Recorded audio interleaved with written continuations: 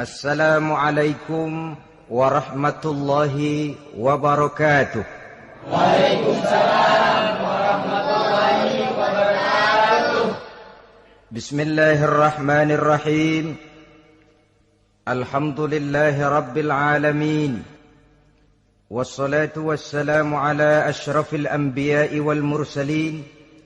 Sayyidina wa maulana Muhammadin wa ala alihi wa ashabihil mujahidin at-tahirin, amma ba'du. Saudara-saudara kaum muslimin rahimakumullah. Pada pertemuan kali ini kita akan membicarakan riwayat Nabi Adam alaihi salam. Nabi Adam diciptakan oleh Allah dari tanah dan merupakan manusia pertama serta bapa dari seluruh umat manusia. Pada saat Allah hendak menciptakan Nabi Adam, Allah berkata kepada malaikat, "Inni ja'ilun fil ardi khalifah."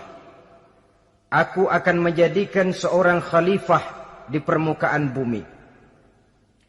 Malaikat dengan nada sedikit protes berkata,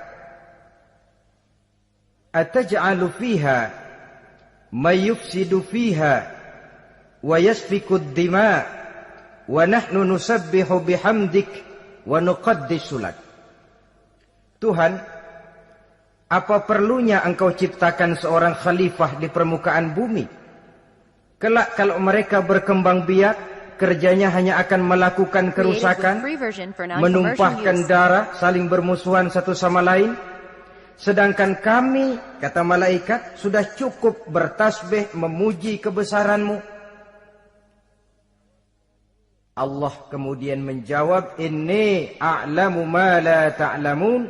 Aku lebih tahu tentang apa yang kalian semua tidak mengetahuinya. Setelah diciptakan Nabi Adam daripada tanah, ditiupkan roh, maka Allah kemudian mengajarkan kepada Nabi Adam berbagai macam ilmu pengetahuan. Wa 'allama Adam al-asma'a kullaha. Kemudian Allah mengajarkan Nabi Adam nama-nama segala sesuatu. Nama merupakan simbol daripada ilmu pengetahuan. Nabi Adam akan dijadikan khalifah di permukaan bumi, maka dibekali oleh Allah Subhanahu wa ta'ala al-asma'a kullaha, nama-nama segala sesuatu. Yang dimaksud di sini ialah al-ulumal katsirah, ilmu pengetahuan yang banyak. Malaikat pada mulanya protes, "Kami kan sudah cukup bertasbih Tuhan, kami kan sudah cukup memuji-Mu. Untuk apa lagi membuat manusia sebagai khalifah di permukaan bumi?" Seolah-olah malaikat tidak setuju. Allah yang maha tahu rahasia segala sesuatu memberikan vonis, "Aku lebih tahu tentang apa yang kalian semua tidak tahu." Oleh karena Nabi Adam dipersiapkan untuk menjadi seorang khalifah di permukaan bumi, maka dibekali oleh Allah dengan ilmu pengetahuan. Begitu Nabi Adam dan begitu kita. Karena bukan cuma Nabi Adam, kita pun oleh Allah dijadikan sebagai khalifah-khalifah di permukaan bumi ini. Yang nilai kekhalifahan kita bergantung kepada kondisi kita masing-masing. Ada orang yang menjadi khalifah level internasional, menjadi pemimpin dunia Islam. Ada orang menjadi khalifah level nasional saja, ada khalifah tingkat kota saja, ada khalifah tingkat kecamatan, ada khalifah tingkat RW, RT, sekurang-kurangnya khalifah untuk tingkat rumah tangga masing-masing. Nah, tanpa membekali diri dengan ilmu pengetahuan, jangan berharap kita akan bisa melaksanakan tugas sebagai khalifah di permukaan bumi ini. Apapun saja, Nabi mengajarkan, "Man arada dunya fa'alaihi bil ilmi, wa man arada al akhirata fa'alaihi bil ilmi, wa man aradahuma fa'alaihi bil ilmi." Siapa yang menginginkan dunia harus dengan ilmu. Yang menginginkan akhirat juga harus dengan ilmu. Yang menginginkan dunia akhirat juga harus dengan ilmunya. Tanpa dasar ilmu, maka manusia tidak akan bisa menjalankan tugas kekhalifahan. Setelah diajarkan Adam nama segala sesuatu, dikonfrontir, dihadapkan dengan malaikat. Hei malaikat, kalau tadi kamu bilang buat apa perlunya menciptakan khalifah? Nih bentuknya. Adam. Sekarang hei malaikat, coba kamu sebutkan nama segala sesuatu ini yang ada di sini ini. Malaikat berkata, Subhanaka la ilma lana illa ma 'allamtana. Ya Allah, kami tidak punya ilmu, kami tidak tahu semua itu kecuali apa yang telah Engkau ajarkan kepada kami. Kalau kamu tidak sanggup, Adam, sebutkan nama-nama semua itu. Adam menyebutkannya dengan lancar. Ketika itulah Allah memerintahkan malaikat untuk sujud kepada Nabi Adam alaihi salam. Sujud di sini bukan sujudul ibadah, sebab sujud ibadah kepada yang selain Allah haram. Tapi sujud di sini sujudut tawadhu' i'tirafan bifadili Adam. Sujud merendahkan diri sebagai pengakuan terhadap keutamaan dan kelebihan Nabi Adam. Maka orang yang banyak ilmunya lebih utama dari orang yang hanya banyak ibadahnya. Bahkan iblis lebih takut kepada orang alim yang sedang tidur daripada orang goblok yang lagi ibadah. Model ini diceritakan dalam Ihya-nya Imamul Ghazali. Iblis masuk ke masjid mau menggoda orang lagi sholat. Sudah masuk di pojok masjid, dia lihat orang lagi tidur. Ngacir iblis keluar, cepat benar. Pucat mukanya. Ketemu di jalan sama temannya. Kenapa lari, Mas?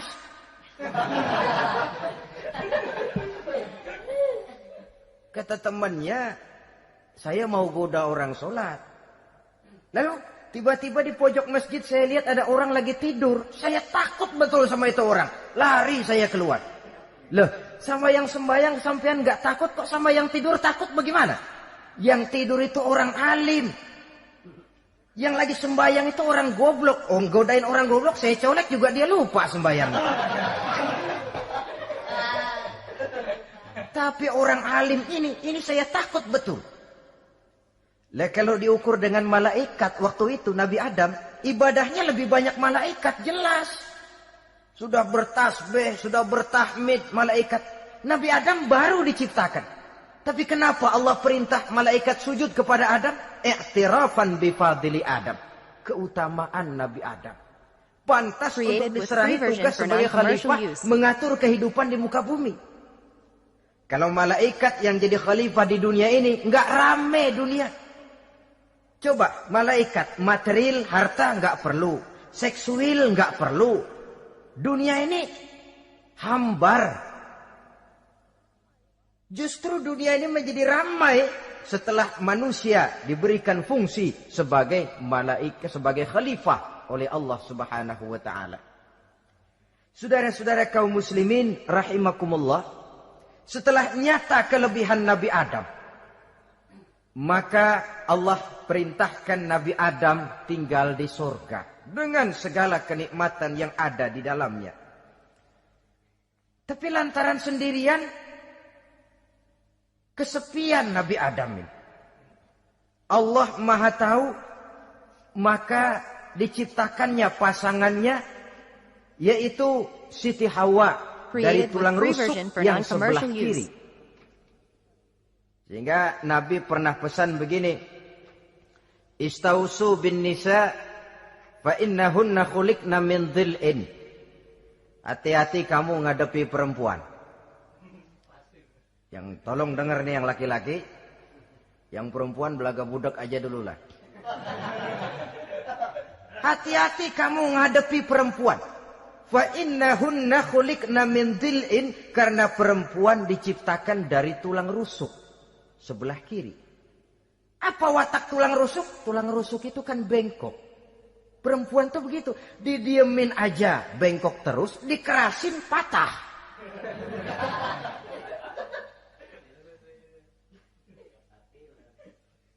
Saudara-saudara, di sini kita ambil satu hikmah bahwa ternyata yang bikin hidup terasa enak karena di sekitar kita banyak orang lain. Bodoh manusia kalau dia merasa bisa hidup sendirian. Tinggal di tengah kampung tapi gayanya gaya orang tidak mau kenal dan tidak mau tahu sama tetangga. Jangankan di dunia, di sorga saja Nabi Adam karena sendiri kesepian. Apa saudara mau tinggal di Jakarta? Apa saja di Jakarta, sudahlah milik saudara. Hotel Indonesia dikasih saudara, Hotel Borobudur punya saudara, Monas buntel bawa pulang. Semanggi ambil, tapi di Jakarta saudara tinggal sendirian. Kira-kira enak nggak? Ternyata yang bikin hidup terasa nikmat karena di sekitar kita banyak orang lain. Begitulah Allah ciptakan Siti Hawa.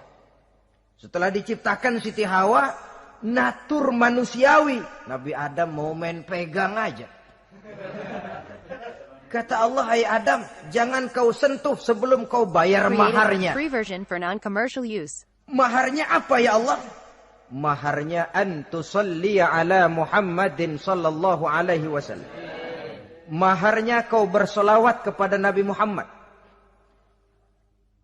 Manusianya belum lagi diciptakan tapi namanya sudah ada. Nurnya sudah ada. Bahkan dijadikan mas kawin antara Adam dengan Hawa. Karena itu dalam Islam sebenarnya urusan kawin itu bukan yang sulit. Maka jangan dipersulit. Tapi juga jangan digampang-gampangin.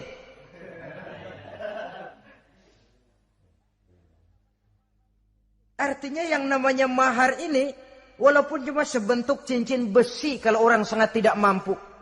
Bahkan dengan mengajarkan Fatihah saja sah sudah. Saya terima nikahnya Fulanah binti Fulan, dengan mas kawinnya saya ajarkan dia surah Fatihah. Kalau memang kere betul, tidak punya apapun, sah sudah itu. Created with Agama free ini version for mudah, non-commercial karena itu use. jangan dipersulit, tapi juga jangan digampang-gampangin. Setelah itu Allah memerintahkan, ya Adam uskun anta wa zawjukal jannah.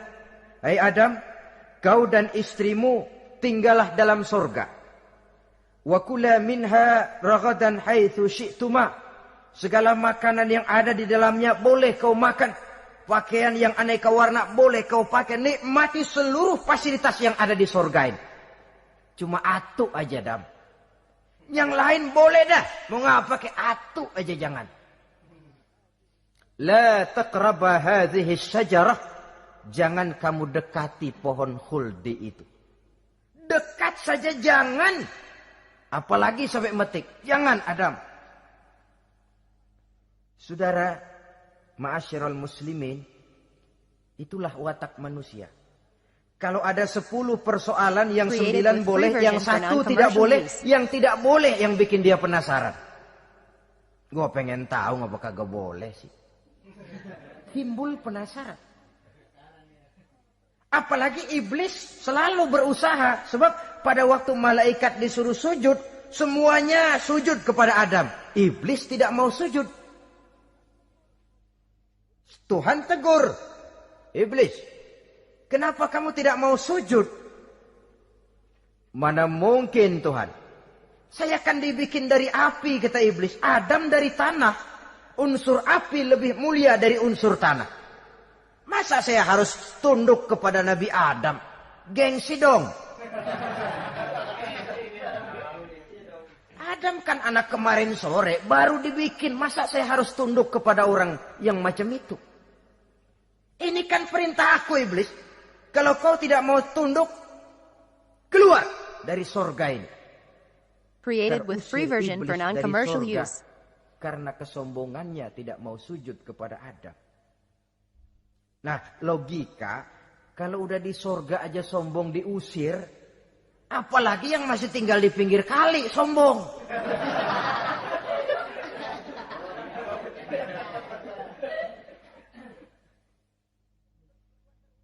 Tapi sejak peristiwa terusirnya itu, iblis bikin proklamasi. Apa proklamasi iblis? Rabbi fanzirni ila yaumi yub'atsun. Ya Allah, gara-gara Adam saya diusir dari surga. Saya minta kepadamu ya Allah, beri saya kesempatan sampai hari manusia dibangkitkan. Kata Tuhan, innaka minal munzarin. Oke, silakan. Mau apa iblis? Rabbi bima aghwaytani la uzayyinanna lahum fil ardi wa la Created with free ughwiyannahum version for ajma'in. non-commercial use. Ya Tuhan, disebabkan Engkau telah menyesatkan aku, akan aku hiasi mereka manusia dengan kejahatan yang ada di muka bumi ini, dan aku akan sesatkan mereka semua. Ini proklamasi iblis.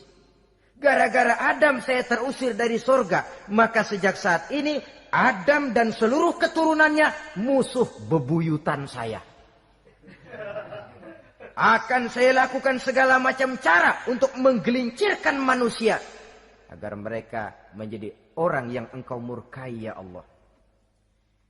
Kemudian Allah memberikan jawaban. Dialog ini saudara bisa lihat dalam surah Al-Hijr ayat 40, 41 sampai 44. Kata Allah apa? Inna ibadi laisa laka alaihim sultanun illa man ittaba'aka minal ghawin. Silahkan iblis. Yang lain barangkali bisa kau goda. Kecuali hamba-hambaku yang benar-benar hambaku, engkau tidak akan punya daya mempertipu mereka. Engkau tidak akan punya kemampuan menggelincirkan mereka.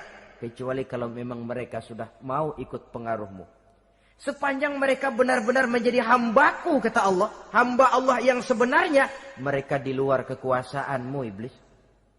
Tapi kalau mereka sudah turun menjadi hamba harta, hamba dunia, hamba pangkat, budak jabatan. Mereka itu yang bisa kau gelincirkan. Selama mereka masih tetap sebagai hambaku, kata Allah. Mereka di luar jangkauan kekuatan dan kekuasaanmu iblis. Nah, sejak saat itu kan iblis selalu nyari jalan. Nyari lantaran bagaimana Adam nih. Supaya dia tergelincir. Gara-gara dia saya diusir dari surga. Nguping terus iblis. Sampai akhirnya dia dapat berita tentang dilarangnya Nabi Adam mendekati pohon khuldi itu. Satu hari dengan muka sedih. Ya, iblis itu the best actor. Aktor ulung dia. Dengan roman muka sedih. Dia datang kepada Nabi Adam dan Siti Hawa. Kata Nabi Adam, iblis, ente kok tampangnya demek amat sih?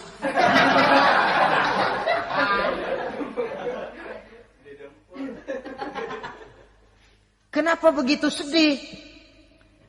Adam, saya sebenarnya tidak ada yang bikin saya sedih.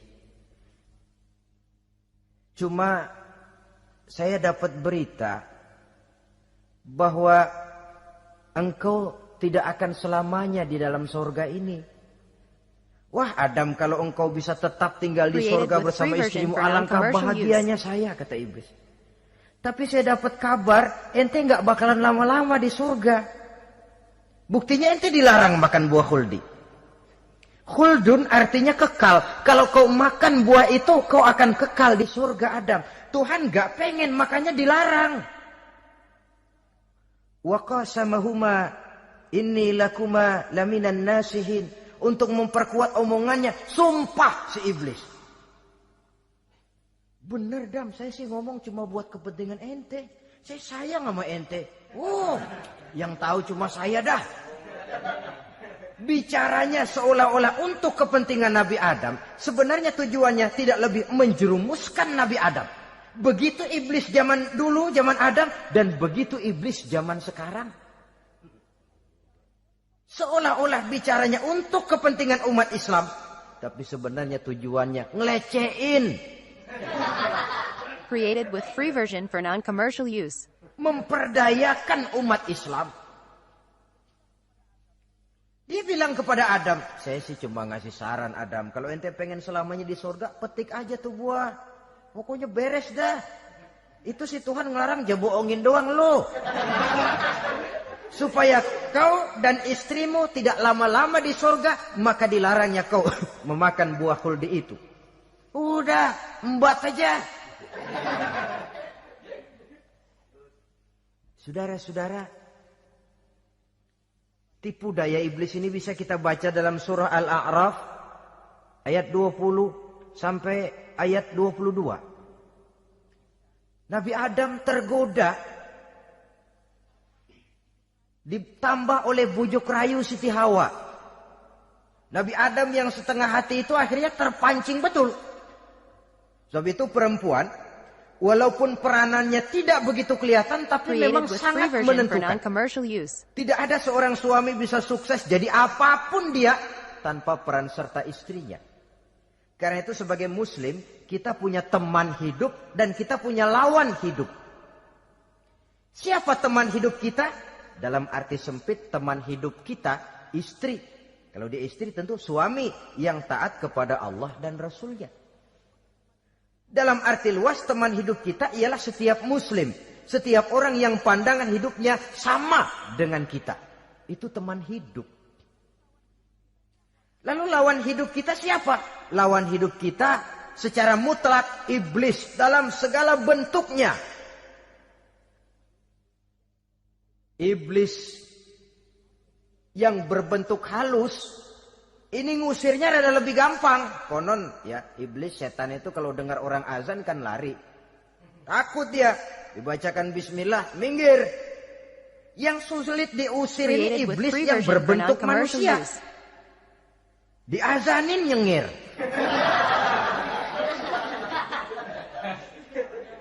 Gawat ini. Saudara-saudara, ini musuh dalam artian mutlak. Sedangkan musuh dalam artian ideologis, setiap orang yang pandangan hidupnya tidak sama dengan kita. Bahasa langsungnya, setiap orang di luar Islam secara ideologis, ya. Adapun secara manusiawi, kita tetap toleransi, saling menghormati, setuju dalam perbedaan pendapat, kembali kepada prinsip lakum dinukum. Kewajiban saling menghormati sesama manusia, tapi secara ideologis tidak ada kompromi. Begitulah Nabi Adam tergoda.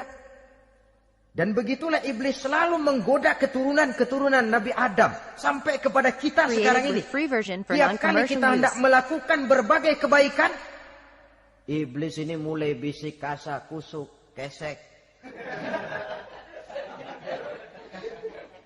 Saudara tadi dari rumah mau berangkat niat dengerin ceramah macam ini. Apa dikira iblis enggak?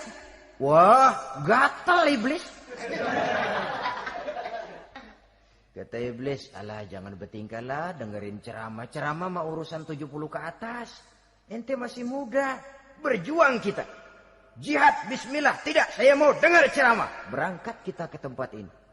Sampai di sini apa dikira iblis diam? Enggak. Dia bisikin lagi. Iya, lo hadir ke sono dah. Cuma nyampe sono lo ngomong aja ngomong dah. Ustadz mah jangan didengerin, ngomong aja udah. Perang lagi jihad, saya nggak mau ngomong, mau dengerin betul-betul. Kata iblis, iya lo dengerin dah, jangan ngomong, cuman pules. Created with free version for non-commercial use. Segala macam cara dilakukan oleh iblis untuk menggelincirkan manusia. Ketika Nabi Adam mengambil buah khuldi itu, datanglah murka Allah. Adam, seolah-olah kalau bahasa kita, kelewatan kamu Adam. Dari belum ada aku ciptakan kau. Barangkali kau merasa kesepian, aku ciptakan Hawa. Aku tinggikan derajatmu dari malaikat sampai malaikat sujud kepadamu. Aku perintahkan kau tinggal di surga dengan seluruh fasilitas yang ada di dalamnya. Cuma satu yang aku minta, jangan dekati pohon khuldi, engkau tidak sanggup Adam. Keluar dari surga ini. Terusir Nabi Adam dan Siti Hawa dari surga. Turun ke dunia ini. Turun terpisah lagi. Ya Allah. Created with free version for Orang itu non-commercial kalau use. biasa susah, ketemu susah sih menglalap namanya. Makanannya. Tapi biasa seneng ketemu susah. Ini yang kalau tidak kuat mental. Tengoklah zaman sekarang kan nih. Kalau tuan-tuan rajin baca pos kota. Kayaknya nyawa murah bener. Pasal duit 100, nyawa hilang. Pasal diputusin pacar, begon ditenggak. Gantung diri pakai tali plastik. Murah betul kelihatannya jiwa itu. Sehingga pantas kalau Nabi pernah katakan irhamu salasatan minan nas, sayangilah 3 macam manusia. Pertama, azizan zalla, orang mulia yang jatuh hina. Pejabat tinggi kalau pensiun kesian bener. Ya Allah. Created with free version for non-commercial Nggak use. ada yang ngasih hormat, tanda tangan nggak laku.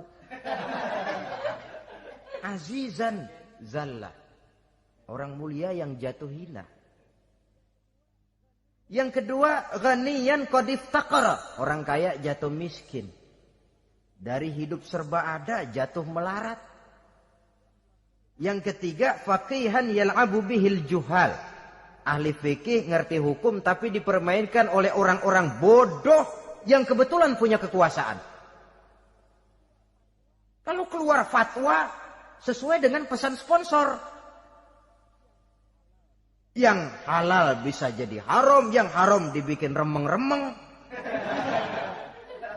Ahli fikih dipermainkan oleh orang bodoh. Kasihan betul. Terpisah Adam dengan Hawa ini. Adapun Nabi Adam turun menyesal dengan seluruh kesalahannya. Created with free version Sujud, for non-commercial use. taubat, menangis.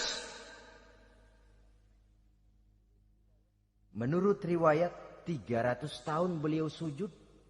Seraya membaca Rabbana zalamna anfusana wa illam taghfir lana wa tarhamna lanakunanna minal khasirin. Ini doanya Nabi Adam. Ya Allah, kami telah zalim kepada diri kami sendiri. Andai kata engkau tidak kasihan, tidak memberikan ampun kepada dosa yang kami lakukan, sungguh kami termasuk ke dalam golongan orang-orang yang rugi. Ini yang dibaca Nabi Adam dalam taubatnya. Di akhir taubatnya, Nabi Adam munajat kepada Allah, ya Allah, dengan kebesaran Muhammad ampunilah dosa saya. Allah tegur, kaifa araftahu ya Adam walam akhluqhu. Dari mana kau bisa tahu nama Muhammad Adam padahal aku ciptakan saja belum manusianya. Created with free version for Kata Nabi non-commercial Adam, use. pertama, ketika engkau ciptakan saya, engkau tiupkan ruh ke dalam jasad saya, terbuka mata saya memandang ke bawah arasmu. Di sana nampak dengan jelas tertulis di kaki arasmu, La ilaha illallah Muhammadur Rasulullah. Taulah saya bahwa Muhammad ini orang yang paling dekat dengan engkau ya Allah. Sampai namanya bergandengan dengan namamu di kaki arasmu. Yang kedua, ketika saya hendak menyentuh Hawa, kau juga yang mengatakan jangan kau bayar maharnya sebelum kau bersolawat kepada beliau. Saudara hadirin yang saya hormati, Nabi Adam diterima taubatnya oleh Allah. Kemudian dipertemukan kembali dengan Siti Hawa setelah sekian lama berpisah. Pertemuan itu terjadi di satu dataran luas, di satu padang yang luas, yang sampai sekarang dinamakan dengan Padang Arafat. Created Tempat with free para version for ibadah non-commercial haji use. melakukan wukuf, yaitu puncak pelaksanaan ibadah haji. Dan pertemuan itu sendiri terjadi di atas sebuah bukit kecil yang diabadikan dengan nama Jabal Rahmah di kawasan Arafat itu. Di atas Jabal Rahmah itu ada satu monumen kecil untuk mengabadikan pertemuan Nabi Adam dengan Siti Hawa. Lalu tinggallah keduanya di permukaan bumi ini. Oleh Allah diberikan karunia keturunan yang banyak. Dan tiap kali lahir kembar. Kembarnya laki perempuan, laki perempuan, laki perempuan. Dari sinilah berkembang biak manusia. Di mana di zaman Nabi Adam perkawinannya silang. Karena tentu tidak ada manusia lain. Perkawinan silang itu artinya, kalau si A dan B, A ini laki, B perempuan, kemudian lahir kembar kedua antara C dengan D, Created with free version maka for begitulah non-commercial yang use. A dikawinkan dengan D, yang C dikawinkan dengan B. Perkawinan silang. Tidak boleh perkawinan yang kembar sama waktu dilahirkan. Nah, di antara putra-putra Nabi Adam yang kemudian juga membuat sejarah, yaitu Habil dan Qabil. Habil, saudara kembarnya namanya Labuda, perempuan. Qabil, saudara perempuannya Iklimah. Menurut hukum perkawinan waktu itu harus silang. Habil harus kawin dengan Iklimah dan Qabil harus kawin dengan Labuda. Tapi Qabil protes. Dia kepengen kawin dengan saudara kembarnya sendiri. Dalam arti yang sama-sama dilahirkan dengan dia, yaitu Iklimah. Kenapa? Karena kebetulan rupa Iklimah ini lebih cantik daripada Labuda. Created with free version for non-commercial Protes use. kepada ayahandanya Nabi Adam. Abah, saya tidak terima, saya harus kawin dengan Iklimah. Tidak, Qabil, kamu harus kawin dengan Labuda. Enggak mau. Kenapa dengan Labuda? Kurang kece.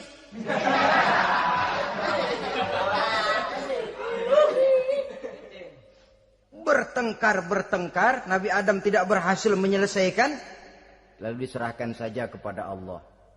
Kata Allah begini saja, bikin korban, kamu berdua, Habil, Qabil. Siapa yang korbannya aku terima, dia boleh kawin sama Iklimah. Ternyata korban yang diterima adalah korbannya Habil. Jadilah Habil kawin dengan Iklimah, tapi Qabil tidak puas. Dendam kesumatnya timbul, iblis ngilikin. Kresek. Akhirnya dibunuh saudaranya Habil ini. Inilah sejarah pembunuhan pertama dalam kehidupan manusia. Qabil membunuh Habil. Habis dibunuh bingung. Bagaimana naruhnya ini mayat? Allah lalu memberikan petunjuk. Dalam Al-Maidah ayat 31 itu dijelaskan. Ada burung gagak berantem sama burung. Yang satu mati. Nah, oleh yang masih hidup, tanah ini dicakar-cakar sama kakinya dan sama paruhnya. Sehingga berbentuk lubang, bangkai saudaranya itu dimasukin ke lubang itu lalu diuruk lagi pakai tanah. Oleh cakar kakinya dan paruhnya itu. Sehingga Qabil, cara ini bisa. Itulah sejarah penguburan pertama dalam perkembangan manusia. Oleh karena itu, Nabi memberikan penjelasan, man sanna sunnatan hasanatan falahu ajruha wa ajru man amila biha wa fi riwayatin wa ajru man tabi'aha. Siapa orang yang melakukan satu kebajikan, dia akan mendapat pahala dan pahala dari orang-orang yang mengikuti kebaikannya. Misalnya saudara membentuk pengajian. Ramai pengajian saudara. 1000 orang yang datang ngaji, 1000 orang saudara dapat pahala. Sponsor kebaikan. Sebaliknya, wa man sanna sunnatan sayyi'atan falahu ismuha wa ismu man amila biha, ay wa ismu man tabi'aha. Siapa yang memulai suatu kejahatan, dia akan mendapat dosa dan dosa dari orang-orang yang melakukan atau mengikuti kejahatannya. Umpamanya saudara mengadakan pesta. Lalu dalam pesta itu terjadi segala macam maksiat. Maka seluruh maksiat yang terjadi malam itu di tempat itu, saudara ikut dapat dosanya.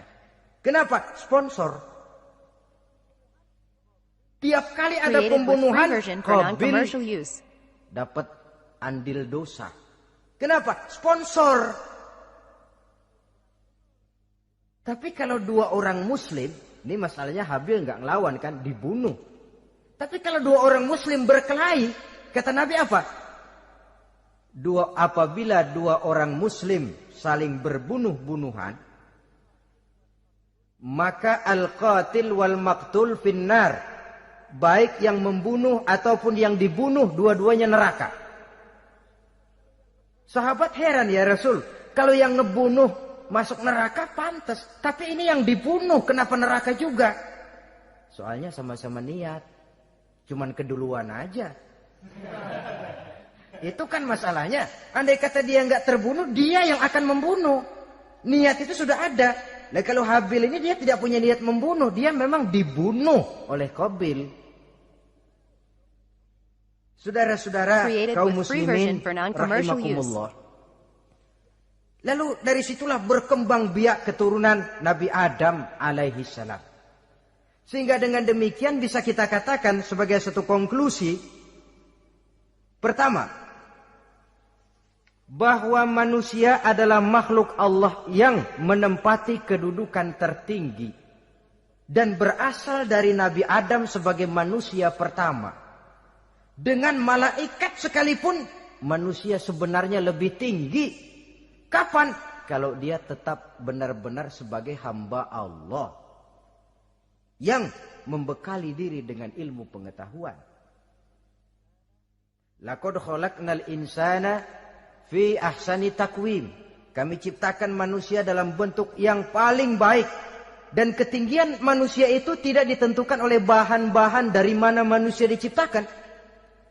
Tapi ditentukan oleh adanya roh yang ditiupkan ke dalam jasadnya. Dan kemampuan yang ditimbulkan oleh nilai-nilai rohaniah tadi. Kalau secara biologis kita ini semua bahannya sama. Dari saripati mak tanah yang menghasilkan buah yang dimakan oleh mak bapak kita, membentuk hormon, menghasilkan sperma, terjadi kerjasama yang baik antara ibu dan bapak, sehingga kemudian melahirkan kita ke alam dunia ini. Secara biologis bahan kita sama, dan tidak itu yang menentukan ketinggian manusia.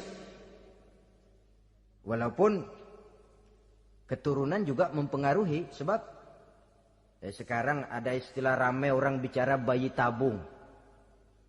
Dan majelis ulama sudah memberikan fatwa kalau spermanya itu berasal dari sang bapak, tidak jadi masalah. Tapi kalau dari orang lain, haram. Yang lebih celaka lagi di negara maju, tidak lewat proses alam rahim. Jadi dalam satu tabung yang diberikan suhu yang mirip dalam kandungan, di situ dipertemukan antara sperma, air mani laki-laki, dengan ovum, air mani perempuan. Diberikan suhu yang mirip dalam kandungan. Dan itu diharapkan bisa menghasilkan manusia. Lewat tabung kaca itu. Saya tidak sanggup bayangkan kalau sekarang orang tanya asal-usul kita, kan kita masih enak jawab. Kamu anak siapa? Oh bapak saya Fulan, ibu saya Fulana. Oh kenal saya. Tapi manusia yang akan datang kalau proyek ini berhasil. Bapakmu siapa? Enggak tahu, saya dulu keluar dari tabung, Pak. Rendah betul martabat manusia. Sama saja dengan ada perempuan pernah protes, Pak, Islam itu enggak adil katanya. Kenapa? Masa dalam Islam laki-laki boleh kawin lebih dari satu, tapi perempuan enggak boleh kawin lebih dari satu? Supaya sama-sama adil, boleh dong perempuan punya laki lebih dari satu. Saya bilang justru disitulah Islam itu hendak menjaga martabat manusia. Kalau seorang suami punya istri empat-empatnya lalu hamil, bapaknya jelas. Tapi kalau perempuan satu punya suami 4 lalu hamil, bapaknya yang mana ya?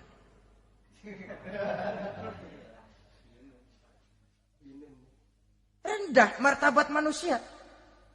Ketika si bayi lahir, ibunya lihat, ini jidatnya kayak si A ini. Sudah ini anakmu saja nih, jidatnya jidat kamu. Kata antar dulu jidat saya, tapi kuping B ini nggak mau saya. Terkatung-katung si anak tanpa tahu kemana dia mesti manggil bapak. Ibu daftarin anak ke sekolah, Pak Guru tanya lagi, ini bin siapa Bu? Bingung lah, udah tulis Bu, bin rame-rame. Created with free version for non-commercial use. Kan rusak martabat manusia kalau sudah begitu. Justru Islam ini menjaga ketinggian martabat manusia. Jadi manusia itu fi ahsani takwim. Kapan? Kalau dia bisa menjaga kehambaannya di hadapan Allah dengan melaksanakan fungsi sebagai khalifah di permukaan bumi. Tapi bila dia sudah tidak lagi menjadi hamba Allah, tidak lagi berfungsi sebagai khalifah, dia sudah masuk summa radadnahu asfala safilin. Kami kembalikan ke tempat yang paling rendah, lebih rendah dari binatang sekalipun. Kalau dia tetap menjaga posisinya lebih tinggi dari malaikat. Malaikat saja sujud kepada Nabi Adam. Apalagi kepada makhluk-makhluk yang lain manusia ini. Tapi kalau dia tidak pandai, lebih rendah daripada binatang. Inilah uniknya makhluk bernama manusia. Dengan posisinya dia bisa menjadi lebih tinggi dari malaikat. Tapi juga dia bisa meluncur lebih rendah daripada binatang. Untuk menjaga itulah diperlukan agama dalam kehidupan kita sekarang ini. Bukan cuma sebagai lipstick, tapi sebagai pedoman, sebagai way of life. Yang akan mewarnai cara kita berpikir, state of mind, rule of thinking. Cara kita memandang kehidupan ini. Diwarnai oleh nilai-nilai agama. Dengan demikian, maka manusia bukan keturunan kera. Sebab ada satu teori namanya teori evolusi yang disampaikan buat pertama kali oleh Charles Darwin. Dia mengemukakan teori bahwa perkembangan kehidupan sesungguhnya di dunia ini menunjukkan mata-rantai yang utama melalui apa yang dia namakan seleksi alamiah. Mula-mula dari ikan, melalui seleksi ke amfibi. Dari amfibi ke reptil, dari reptil ke mamalia. Dari mamalia ke mamalia kecil. Dari mamalia kecil ke primat. Dari primat ke monyet. Dari monyet menjadi Homo erectus. Ini teori Darwin. Tapi dia tidak jelas-jelas mengatakan bahwa manusia keturunan monyet. Hanya seketurunan. Seketurunan kan tidak berarti keturunan. Begini saja. Toyota Kijang sama Toyota Corolla itu seketurunan. Tapi Corolla dengan Kijang kan lain. Cuma seketurunan. Dalam arti sumbernya sama.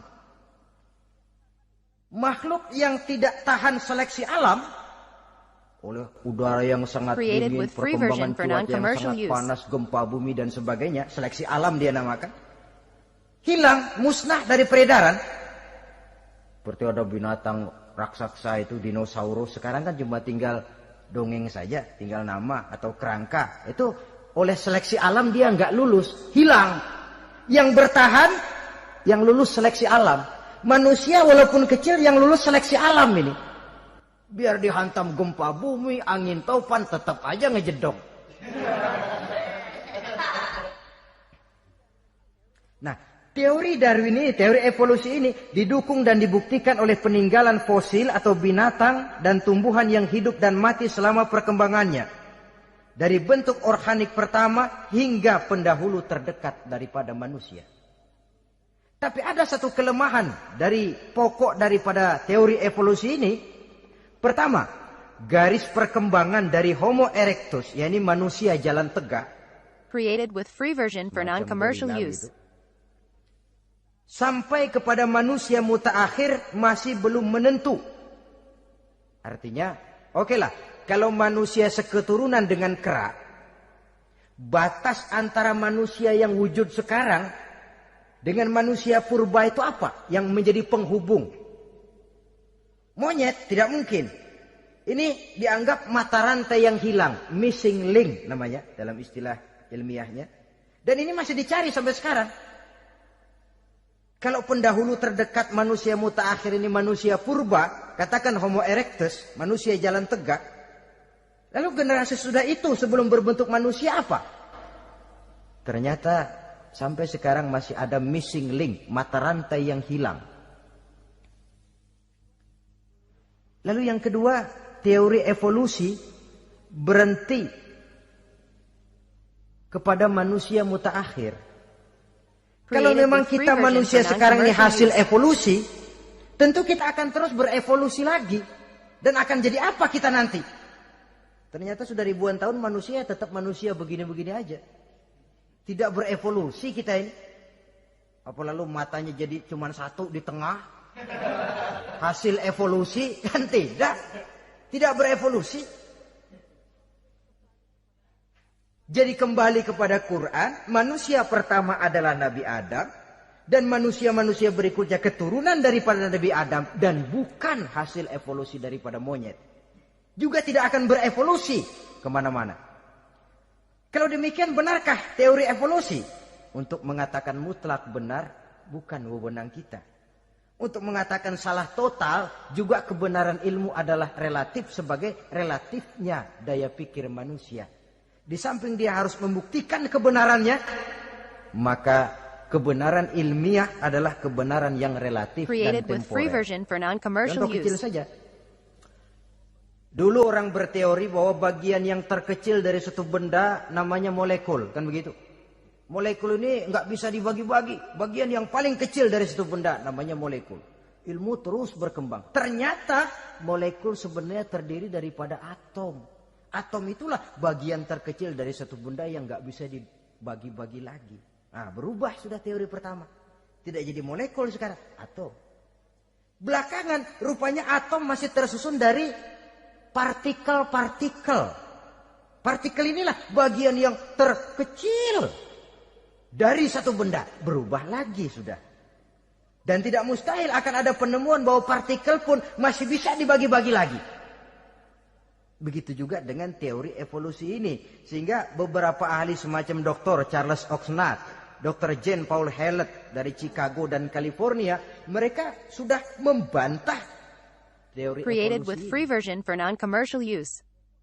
Namun masalah paling pokok dari kita ialah kita diciptakan oleh Allah berasal dari Nabi Adam alaihi salam. Nabi Adam diciptakan dari tanah. Dan kita bukan hasil dari evolusi, juga tidak akan berevolusi. Nah, lalu kepada makhluk bernama manusia diberikan fungsi sebagai khalifah di permukaan bumi ini. Ini yang dulunya malaikat protes. Sebagai khalifah, tugas kita apa? Khalifah Allah di muka bumi. Menerjemahkan sifat Allah sesuai dengan batas-batas kemanusiaan kita. Allah Maha Pengasih. Berusahalah kita pengasih kepada makhluk sesuai dengan batasan manusiawi kita. Allah Maha Menolong. Ringan tanganlah kita menolong orang yang memerlukan sesuai dengan batas kemampuan kita. Fungsi khalifah.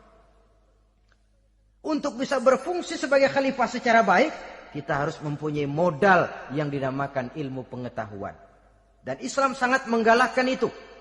Jauh dulu 14 abad yang lalu, dari desa kecil yang bernama Mekah yang peta belum muat, orang di dunia belum kenal, sudah keluar seruan utlubil ilma walau bisin, tuntutlah ilmu walaupun di negeri Cina. Ngomong Cina di Mekah, padahal Mekah waktu itu belum masuk peta, belum dikenal orang. Sudah ada revolusi ilmu dan budaya. Belajar walaupun harus nyebrang ke negeri Cina. Lalu ada lagi misalnya allimu auladakumus sibahata warrimayah, kata Nabi. Ajarkan anakmu renang dan lempar. Lempar lembing, lempar cakram. Olahraga. Satu tanda Islam agama masa depan. 14 abad yang lalu di Saudi Arabia, Nabi mengajarkan ajari anakmu berenang. Kalau Islam agama untuk orang Arab saja,